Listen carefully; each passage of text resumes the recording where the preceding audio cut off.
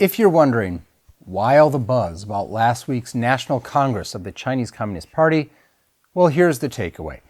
2,000 plus CCP members unanimously endorsed Xi Jinping's policies and basically cemented his role as supreme leader for at least the next 5 years.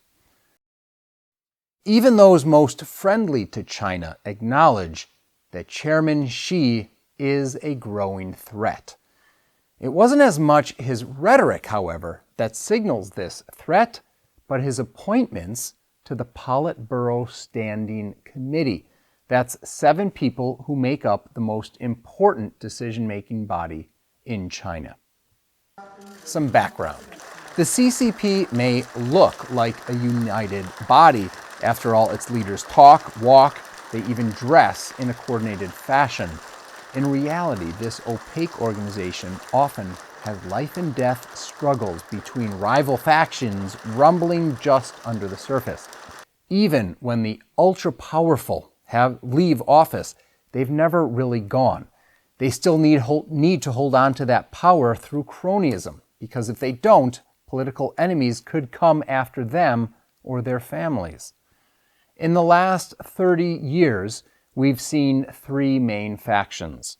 CCP leader Jiang Zemin built a very strong faction around himself, mainly through securing loyalty during his persecution of the spiritual practice Falun Gong.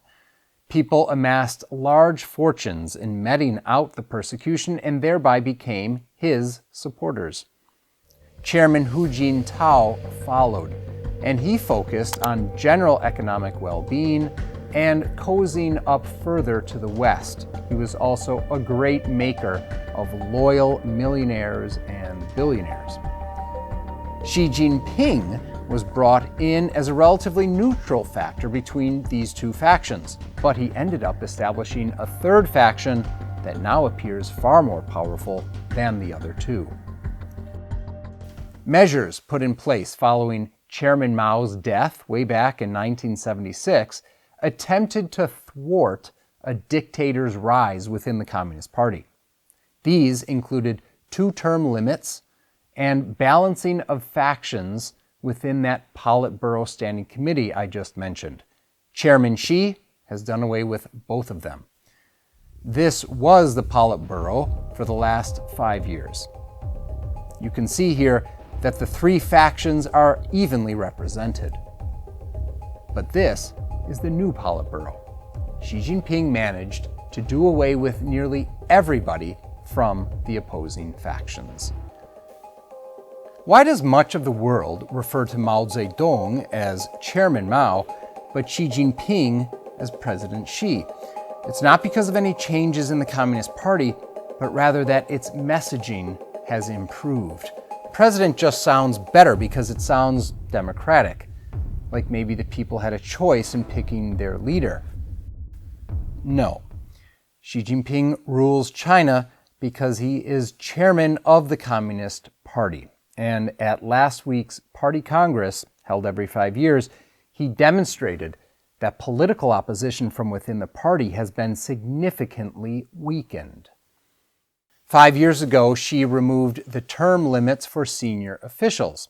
This time around, he secured an unprecedented 3rd term. 在这里，我代表新一届中共中央领导，衷心感谢全党同。In long and dry speeches, filled with jargon and riddles, he conveyed that all of his policies to date have been correct and will continue. This means that we should expect more military buildup, more aggression towards Taiwan, continued human rights abuses, CCP ideology spreading around the world, and an unchanged zero-COVID policy that is advancing a social credit system.